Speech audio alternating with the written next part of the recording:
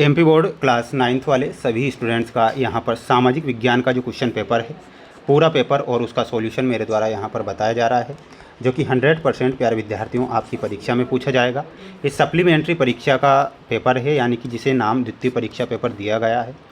अगर आप पास होना चाहते हैं और 10वीं कक्षा में प्यारे विद्यार्थियों वाकई आप प्रवेश लेना चाहते हैं, तो इन प्रश्नों को ज़रूर रट लें, क्योंकि ये प्रश्न आपकी परीक्षा में आ रहे हैं और ये सारे प्रश्न परीक्षा में आपसे पूछे जाएंगे।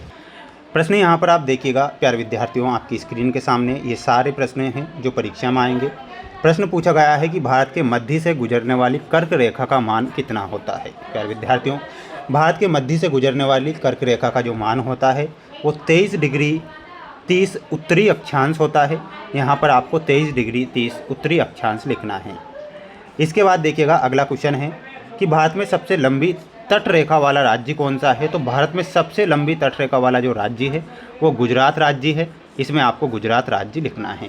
सभी मेरे प्यारे भैया बहन, वीडियो को लाइक कर चैनल को सब्सक्राइब जरूर कर लेना। मेरे द्वारा लाइव क्लासेज जो चल रही है उनमें ज़रूर जुड़ना अगर आप पास होना चाहते हैं। जैकोबिन क्लब का लीडर कौन था। तो प्यारे विद्यार्थियों, जैकोबिन क्लब का जो लीडर था वो कौन था, यहाँ पर आपको ध्यान रखना है। इसमें आप रोबेस्पियर ध्यान रखेंगे, ठीक है, रोबेस्पियर। स्क्रीनशॉट आप लेते चलें ताकि आप इन प्रश्नों को बाद में भी पढ़ सकें। किस देश की संसद को ड्यूमा कहते हैं। तो रूस की जो संसद होती है उसे ड्यूमा के नाम से जाना जाता है। भारतीय संसद के कितने सदन हैं। तो भारतीय संसद के प्यारे विद्यार्थियों निम्न सदन और उच्च सदन हैं, राज्यसभा और लोकसभा। करीम ने पालमपुर में कौन सा केंद्र खोला था। तो इसमें आपको ध्यान रखना है कंप्यूटर केंद्र। कंप्यूटर केंद्र आपका यहाँ पर करेक्ट आंसर हो जाएगा। बढ़ेंगे हमारे अगले प्रश्न की ओर। अगला प्रश्न देखिएगा, ये आपके रिक्त स्थान वाले क्वेश्चन आएंगे। मानसून शब्द की उत्पत्ति अरबी भाषा के शब्द से होती है। तो अरबी भाषा के मौसम शब्द या मौसमी शब्द से होती है। तो इसमें आपको क्या लिखना है, मौसमी शब्द से होती है मानसून शब्द की उत्पत्ति। रूस में संपन्न किसानों को क्या कहा जाता है। तो रूस में संपन्न जो किसान होते हैं उन्हें कुलक कहा जाता है। तो इसमें आपको क्या लिखना है, कुलक। संविधान सभा के अध्यक्ष कौन थे। तो इसमें आपको राजेंद्र प्रसाद लिखना है। कौन थे, राजेंद्र प्रसाद। भारत का संविधान अपने नागरिकों को मौलिक अधिकार प्रदान करता है। तो कितने मौलिक अधिकार वो भारतीय संविधान देता है। तो 6 मौलिक अधिकार है। पहले 7 मौलिक अधिकार थे, संपत्ति के अधिकार को हटा दिया गया। बाद में वयस्क मताधिकार की उम्र कितनी है, 18 वर्ष है। राष्ट्रीय खाद्य सुरक्षा अधिनियम सन में लागू हुआ था। तो इसमें आपको लिखना है सन 2013 में। तो इसका एक आप स्क्रीनशॉट ले लीजिए अच्छे से और याद कर लीजिए, क्योंकि ये प्रश्न आपकी परीक्षा में आ रहे हैं और ये आपसे पूछे भी जाएंगे। वहीं अगला क्वेश्चन है, ध्यान से देखिएगा। ग्रीष्म ऋतु में उत्तरी मैदान में बहने वाली व्यापारिक पौने को कहते हैं। तो यहाँ पर आपका क्या हो जाएगा, ये असत्य हो जाएगा। इसमें असत्य लिखना है। एक निश्चित समय अंतराल में जनसंख्या की आधिकारिक गणना जनगणना कहलाती है। प्यारे विद्यार्थियों रट लीजिए ये परिभाषा, ये परीक्षा में आएगी, ठीक है। सन 1914 में रूस पर जार निकोलस का शासन था। तो ये भी आपका क्या होगा, सत्य होगा। हिटलर ने बर्लिन में आत्महत्या की थी। तो बिल्कुल की थी, सत्य होगा। भारतीय वन अधिनियम 1865 में लागू किया गया। ये भी क्या हो जाएगा, सत्य होगा। बेरोजगारी से जनशक्ति संसाधन की बर्बादी होती है। ये भी आपको सत्य लिखना है।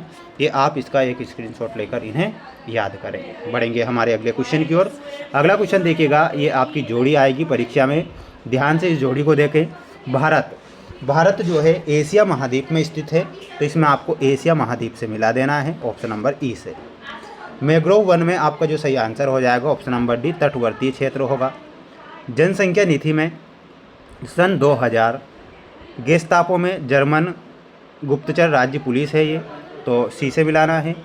बिरसा मुंडा छोटा नागपुर, संविधान सभा दिसंबर 1946। तो ये आपकी जोड़ी रहेगी। आप इसका एक स्क्रीनशॉट लेकर याद करेंगे और अच्छे से पढ़कर जाएंगे ताकि आप परीक्षा में पास हो सकें। अगला क्वेश्चन है, विश्व का सबसे बड़ा नदी द्वीप कौन सा है। तो इसमें आपको ध्यान रखना है माजुली द्वीप। क्या लिखना है, माजुली। स्टेट जनरल की बैठक कहाँ पर होती है। तो इसमें आपको ध्यान रखना है, स्टेट जनरल की बैठक वर्साई के महल में होती है।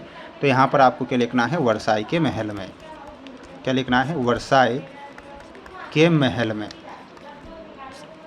दास कैपिटल किसकी रचना है? तो दास कैपिटल जो रचना है कार्ल मार्क्स की रचना है। किसकी है?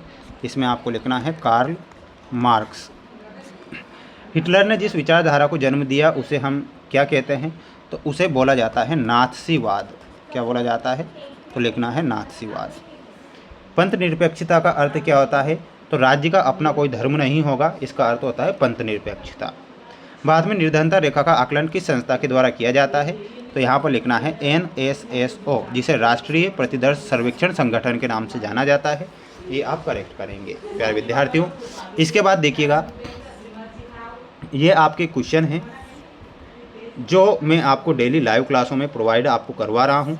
तो सभी छात्रों से मेरा यही कहना है कि लाइव क्लासों में आप ज़रूर जुड़ें, क्योंकि प्यारे विद्यार्थियों अगर मैं इनका वीडियो बनाऊंगा तो लंबा वीडियो बनेगा और उससे कोई मतलब नहीं है ना। इससे अच्छा है कि लाइव क्लासों में जुड़ें, आप अच्छे से प्रयास मेहनत करें।